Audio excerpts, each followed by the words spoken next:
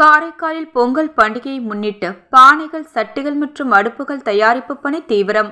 மூலப்பொருட்கள் வாங்கவும், இயந்திரங்கள் வாங்கவும் புதுச்சேரி அரசு நிதி உதவி செய்ய வேண்டும் எனவும், ஆண்டுதோறும் இயற்கை சீற்றத்தால் பாதிக்கும் போது நிவாரணம் வழங்கவும் மண்பாண்ட தொழிலாளர்கள் கோரிக்கை விடுத்துள்ளனர்.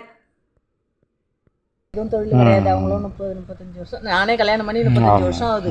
இந்த தொழில் தான் நாங்களும் செஞ்சுட்டு 50 வருஷமா எங்களுக்கு இந்த தொழில். 50 வருஷத்துல எங்களுக்கு எந்த ஒரு இதுவுமே கிடையாது. நாங்கள் தான் உழைச்சி சாப்பிட்டுட்டு இருக்கோம். இருந்த ஒரு பிள்ளையும் பறி கொடுத்துட்டு நாங்கள் இந்த வயசான காலத்தில் நாங்கள் இருக்கோமே தவிர எங்களுக்குன்னு 10 காசு எந்த உதவியும் கிடையாது. நாங்கள் கவர்மெண்டால் எங்களுக்கு எந்த உதவியுமே கிடையாது.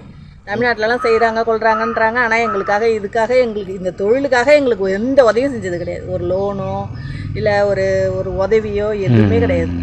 நாங்களாம் இதை வேலை செஞ்சிட்ருக்கோம். இதுக்கு ராட்டி செத்தை வைக்கலாம் 100 ரூபாய் விற்கிது, எல்லாம் வாங்கி தான் நாங்கள் செஞ்சிட்ருக்கோம். கட்டுப்படி ஆகலை. கடைசியாக நாங்கள் என்ன பண்ண முடியும்? இதை வச்சு தானே சாப்பிட்டுட்டு இருக்கோம். ஓட்டிகிட்டு இருக்கோம் காலத்தை. அவ்வளோதான். மண் தமிழ்நாட்டில் சக்கரம்லாம் கொடுத்தாங்க, அதாவது மோட்ரு சக்கரம். அதெல்லாம் எங்களுக்கு இது வரைக்கும் கொடுக்கவே இல்லை. அங்கெல்லாம் பணம் கொடுக்குறாங்க. பணம் வருஷத்துக்கு இவ்வளோ இதுன்னு பணம் கொடுக்குறாங்க. எங்களுக்கு அதெல்லாம் எதுவுமே கிடையாது.